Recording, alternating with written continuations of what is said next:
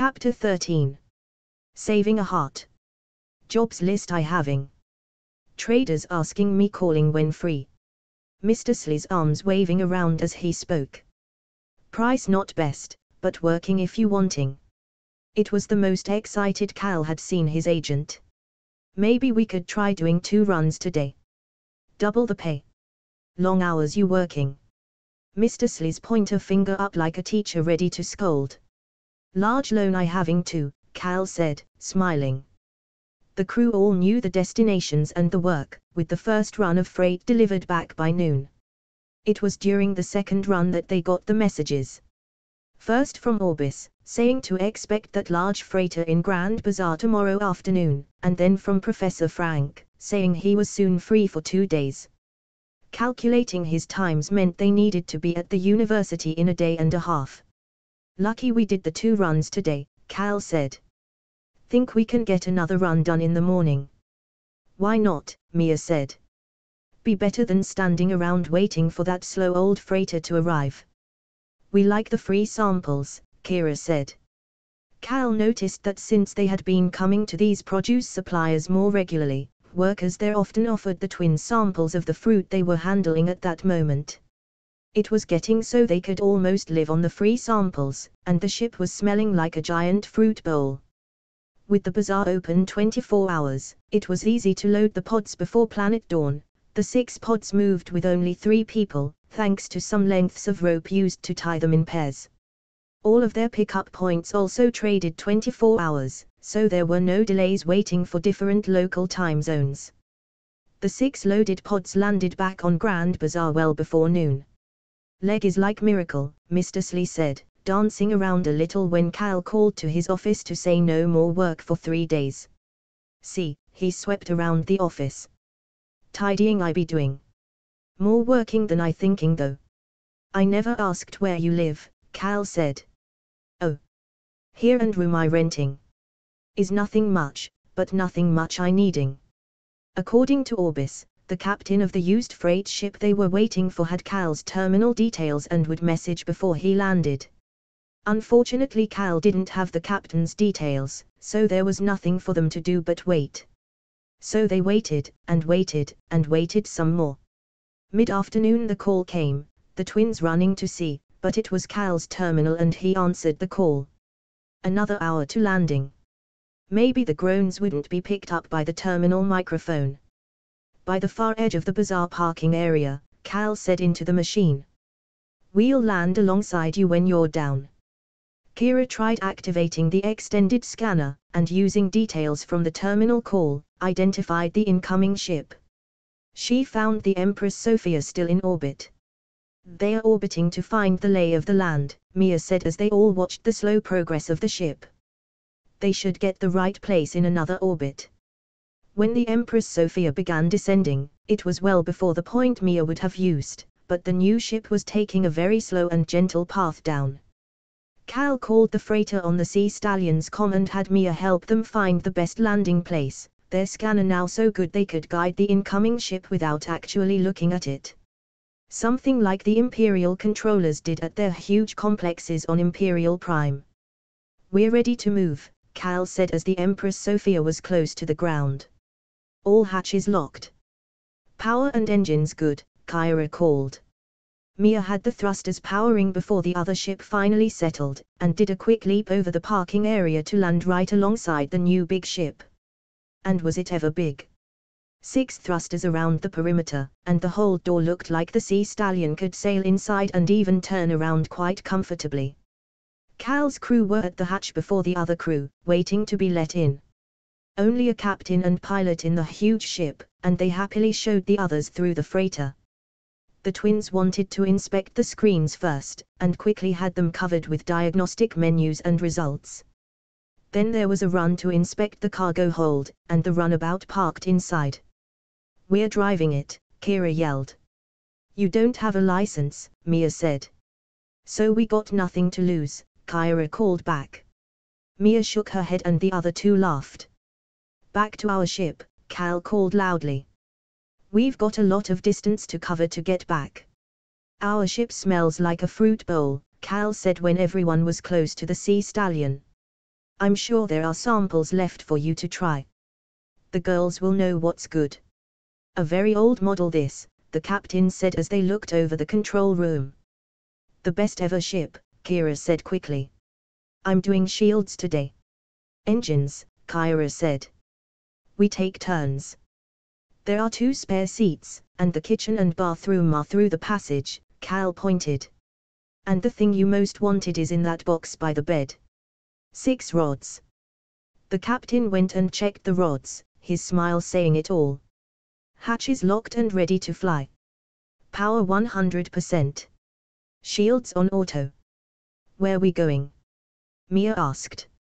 I'll tell you, the woman pilot came close to Mia and they discussed coordinates. Fancy maps for an old ship. Latest version, Mia said. This old girl is a grand vessel. Then sound of the thrusters warming up had their passengers racing for the spare chairs. They must be used to a rough ride, but when the ship did lift off, there was hardly any sensation of movement at all. Want a snack before ether space? I'll get them some prickle berries, Kira said, running to find some more. Shouldn't she be manning the console? The captain leant toward Cal. Ship's on auto. It's good. The captain shook his head. She'll be there when we go faster though. Where we sleep? The pilot asked, looking around. Here. Your own home, Mia said. We'll be there in 3:10, allowing for orbit time. 2:15 in ether space. This is an express ship. Small and fast, Cal added. Dust clouds? The pilot asked. Shields will take care of that, Kira said. Our shields are tuned and maintained to the maximum. Cal was sure Mia was showing off a bit, for they entered ether space well before they should, and the holomap was gyrating much more than it usually did. During the trip the twins gave occasional readouts of power levels, but really it was a very standard trip, with no surprises. Entry into normal space was smooth and Mia had timed the entrance hole to make orbiting unnecessary, the thrusters driving the ship smoothly into a steep angle descent while she manipulated the map to highlight the chosen landing place. Their passengers silent through the whole descent, but their eyes searching everywhere. Only 250, Mia said. Saved time not having to orbit. Never been on an express ship before, the pilot said to Mia. Took you long to learn. A lot of practice, Mia said, but then you do get a lot of practice doing so many landings, and this ship helps. The ship. It's such a compact size, it feels like it's part of you. You never have to force it to do anything. It sort of flows with you. Maybe I'll stay with freighters, the pilot said. Not as hard on the nerves. I'll give Orbis a call to say it's delivered, Cal said when the passengers were on the ground, walking away. Next stop the university, but maybe a rest in orbit if needed. Hardly had Professor Frank struggled through the main hatch and the twins were by their consoles and calling out figures. New Yankee 7 Planet 3 Express, ready to fly, Mia called. We'll help you find the snacks before we get into orbit, Kira said. I haven't heard the gossip yet, the professor said. Big freighter arrived yesterday. We've been moving fruit and he found a business for us all, Kira said. We'll tell you everything when we're not busy. Lift off, Cal said.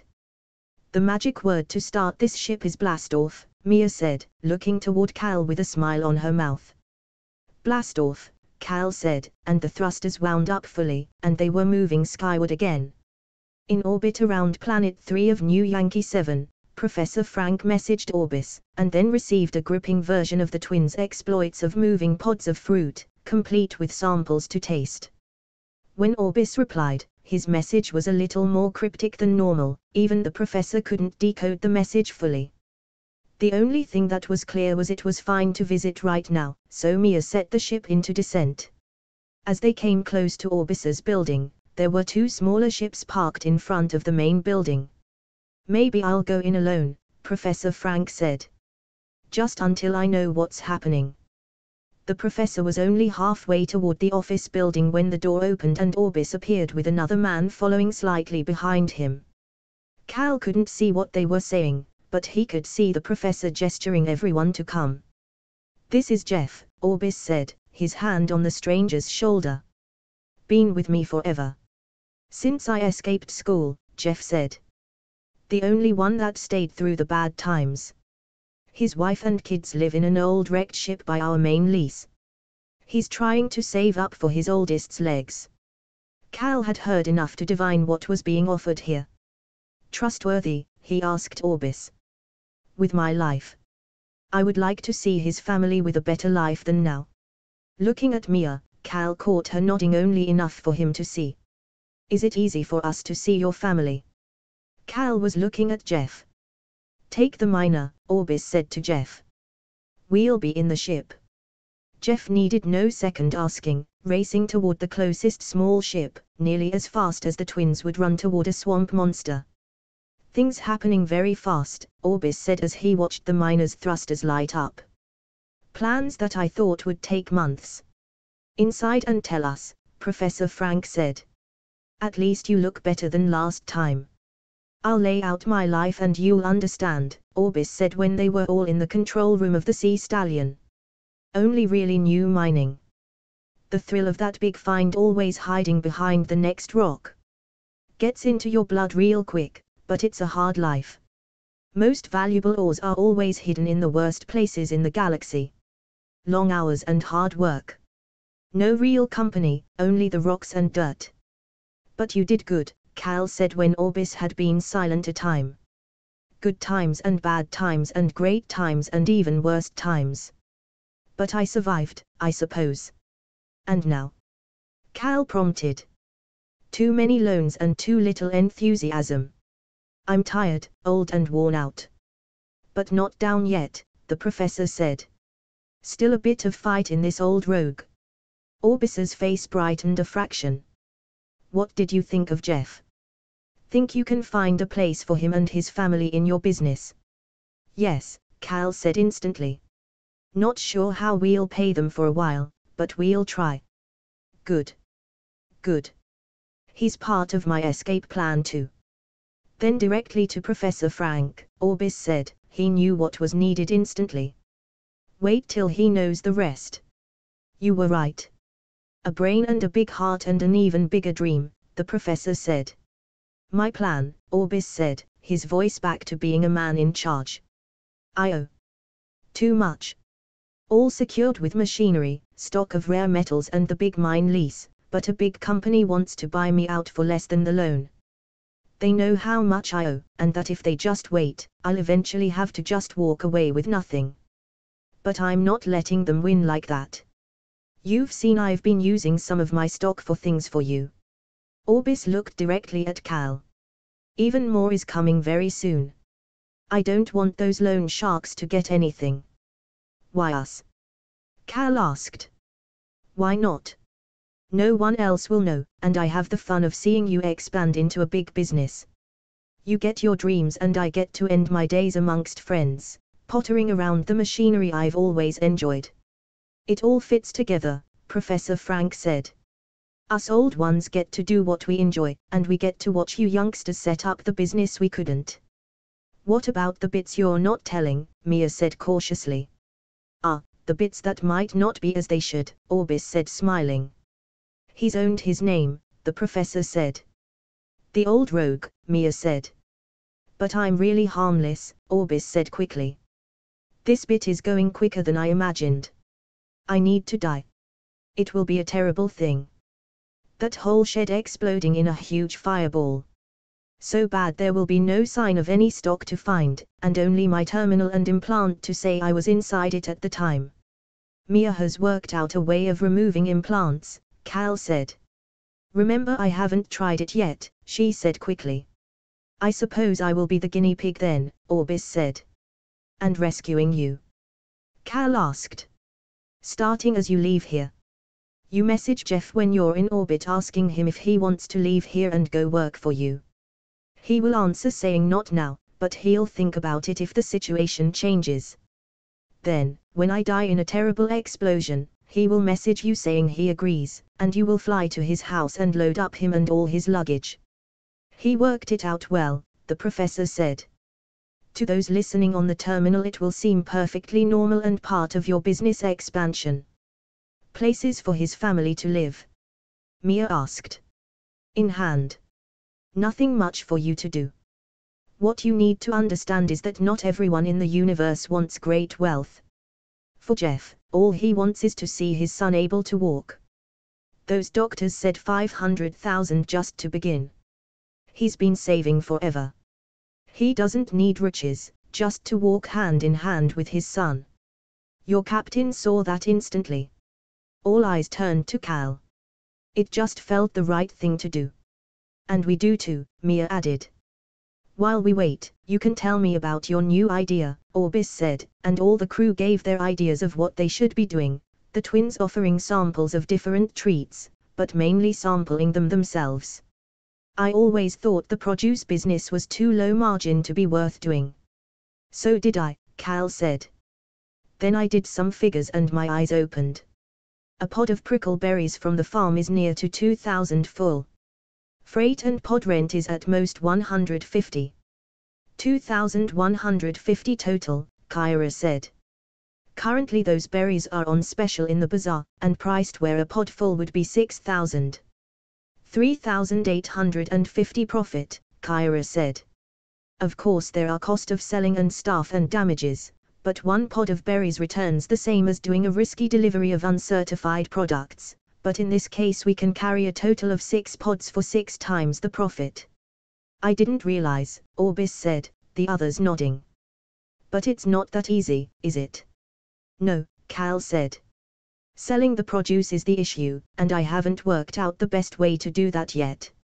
One way is to act as wholesalers and deliver bulk packs to other shops. Another is to set up our own warehouse outlet open to the public, and then we could always set up a chain of shops. Or do it all, Orbis said. Keep dreaming big. Visitors, Professor Frank said, pointing to the main viewport. Everyone turned to where Jeff and a woman were helping a child from the small mining ship, 2 other children scampering around. Then Jeff was carrying the child and the group was making toward the sea stallion. We'll go and help them, Kira said, the twins scurrying toward the main hatch. A quick introduction in the control room, then Mia hassling to get the lad in the automedic to check. Certainly not enough space in the treatment room for many, but Jeff's wife and the twins wormed their way inside quickly, the lad undressed and laid on the table. His left leg impossible to ignore, the limb bent and twisted in an unnatural angle, and his right less deformed but still no way normal. The men were all standing in the corridor when Cal heard the beeps from the medic. A long number of beeps followed by an insistent higher pitch beep that lingered and had those that could see, peering closer to the screen. It's flashing red and yellow, Kira called. We've never seen that, Kyra added. That means it's urgent, Mia said. Very urgent. Cal was expecting a further explanation but nothing was said, the men looking at each other while the women crowded the machine's screen so no one else could see anything. Eventually Mia pushed herself from the huddle, and faced the open doorway. His legs are not urgent, they can be worked on any time. The issue is his heart. We're all trying to learn more, but it seems there is a problem in a heart valve and the blood is not pumping right. I wish I'd paid more attention in school. The valve needs to be fixed, Kyra yelled from the crowd. The machine says it takes different time depending on how the patient reacts, Kira added. And if it's not done soon, Kyra continued, her voice trailing off. 2 to 4 weeks, Mia said softly, but not a 100% guarantee. But you can fix it, Jeff said urgently. We'll try to pay you. No need to pay, Cal said. You ready? He said to Mia. Frightened, she whispered, slowly shaking her head. If it goes wrong. If it goes wrong then he dies now rather than in a few weeks, Orbis said loudly and firmly. Us miners live with risk, every day could be our last. We know that we always need to try, and this is no different. If I take the parents' hands, and together we press the button that sets the lad's fate, it is us that will live with the consequences, and I know we are all strong enough to do that. Prepare the patient, and tell me where to press, and together we will dare the fates to win, and never regret it if the fates deem an outcome we don't like. There was silence while Orbis's suggestions were acted out. The lad positioned as the medic showed, and Mia pointed where to press. Then with one hand of each parent over his, Orbis pressed the button and said, "Let the fates make this operation successful." The machine began its whirring and Kira warned everyone not to touch the patient while the work was happening, the mother standing too close really and the twins on either side.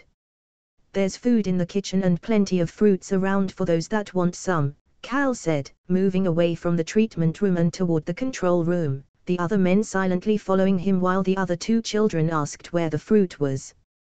"Thinking more on your produce idea," Orbis said as though nothing else had just happened. "And I'm growing to like it more and more. We end up with an army of workers and a flotilla of ships," Cal repeated the statement he had enjoyed before. "A business carrying legal produce that everyone needs, and spread so far no one could easily close it down. And it supplies both factions," Professor Frank said. "A business that can begin small, and build up as the profits come," Cal said. "And since people imagine produce is low profit and bulky, no one will want to pirate our ships." "But you'll need a lot of equipment," Orbis said. "Mainly pods," Cal said. "The special produce pods. The ones that keep the contents fresh a long time." "We still haven't solved the selling side," the professor said. "Can't sell without stock first," Orbis said.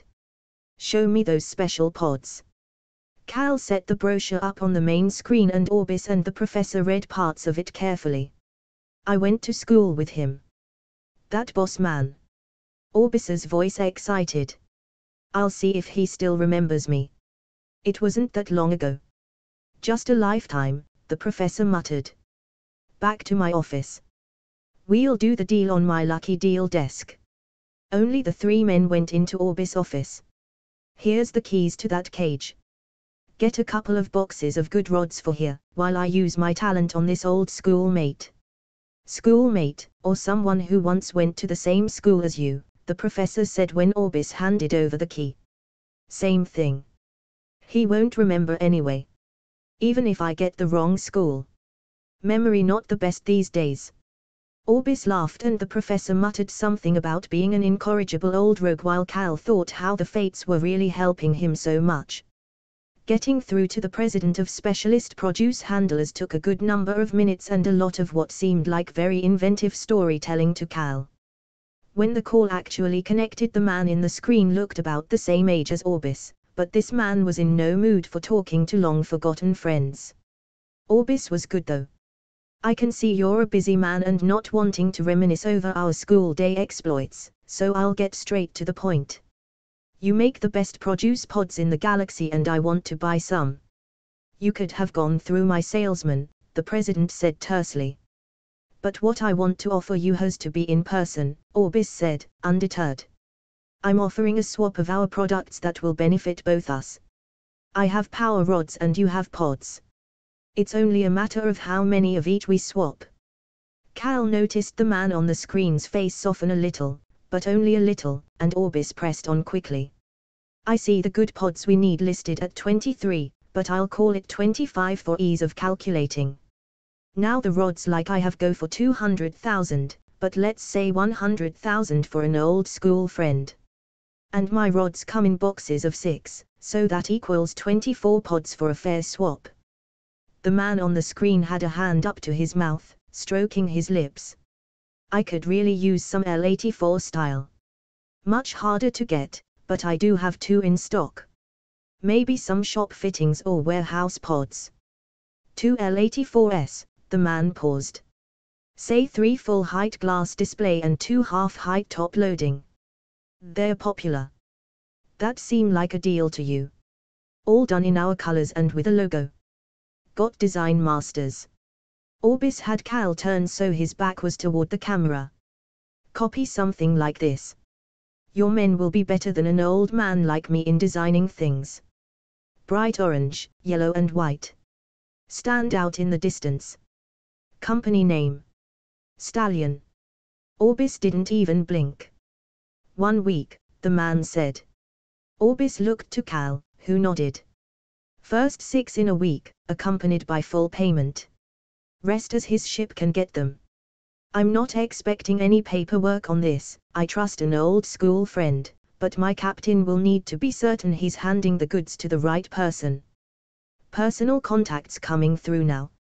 Pleasure doing business with you, even though I'm sure you don't know what school I went to. School of Life, Orbis said. Same one all successful people studied at. The man on the screen was chuckling as the connection was cut. You can really respect a man like that, Orbis said. So now we've organized transport, we can concentrate more on selling. Those special rods. Professor Frank said. Should be a couple of dozen back there. Let's find 'em. Back in the Stallion, the mood was somber. Mia came from the treatment room when the men entered the control room. Going slow. Fascinating to see it work. One tiny probe actually inside his beating heart. You can see the work on the screen. You should look, she said to Jeff, and he did walk off toward the medic room. Orbis has just done a deal for produce pods and displays, Cal said. First 6 in a week. We'll be behind with your treatment, Mia said to Orbis. Can't be helped. I'm feeling great and I'm sure we'll get plenty of time to continue soon. Maybe that implant after though. After seeing this heart operation, a little snip to your backside will be easy. As long as you're careful what you're snipping, Orbis chuckled. 2 more hours and the auto medic had finished, a long rest now prescribed for the patient. Carefully moved to the spare bed, the lad's face appearing to have more color, but he was still deep asleep, his mother fussing by his side and the twins checking in between entertaining the other 2 children. Your chance to show me your bare backside, Mia said to Orbis. Onto that table and let me feel for your bump. Mia got one of the wound repair kits she had bought at the bazaar while Orbis stripped and laid on the table with his left backside pointing to the edge of the table. All out. Give the man some privacy. I don't mind. Might be the last time a beautiful woman touches my bum, and then I'll have witnesses to say it really happened. He was always a likable old rogue, Professor Frank said. But I don't need to see his backside up close, but do make sure the implant is left back against his skin. Tape it there securely. The implant must stay at body temperature so the Imperial crew know he's still alive for now. Cal stayed watching while Mia fitted the gloves and then plastered the area she thought with some liquid. Then she pinched small areas of soft flesh trying to find the grain seed-sized implant. You feel anything, she said to the patient. Only sweet fingers touching me. Mia felt around and around, finally settling on one small area. Well, prepare for pain next. Then she picked up the scalpel in her right hand and hovered it over the area she had chosen. I trust you, Cal said. He does too. Just do it. The blade left a swelling line of bright red blood as it cut. Mia swapped scalpel for dressing and wiped the area, then swapping again she cut a little deeper. A little more blood, but not too much. Next it was the plastic tweezer, and her poking it into the wound and moving it around as more blood welled up and Orbis grunted. Nearly found it, Mia said. Close. Using her gloved left hand she stretched the skin, trying to move what she had thought was the implant. Orbis grunted again but she kept on trying to grab the implant. More cutting, she muttered and tweezers swapped with scalpel and a deeper cut made. This time the tweezers came up with something and Mia sighed, placing the thing she had removed on the skin close to where it had come while she tried to clean the blood from the wound. Time for the automedic to fix my mess, she said, removing the tools from the treatment area. Ready to begin now. The automedic did its whirring and beeping and the top job it had selected was healing a wound on the patient's backside. See. It's showing the implant where it is sitting now.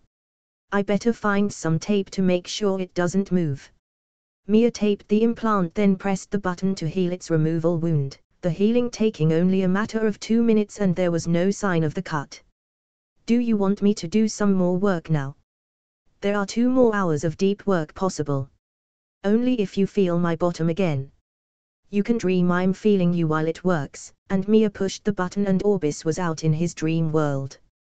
You watch for a bit while I see to the lad.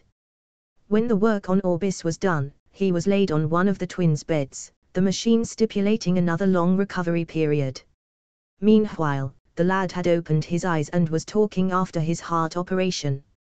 He says he feels good, his mother reported, and I see his skin has more color than it ever had before. His younger brother and sister had attached themselves to the twins, and once full of fruits, the four of them were playing games around the landing area. Cal, Jeff and Professor Frank were left alone to discuss more ideas of a business, and Cal was getting to see that Jeff would be a real asset. He had a sharp mind and a practical bent, and before Orbis had surfaced from his recovery, they had planned out how to turn an old freighter hull into a practical outlet shop, with Jeff saying his wife would enjoy running the business and dealing with the customers, and they would like to make their home in the shop to keep things easy.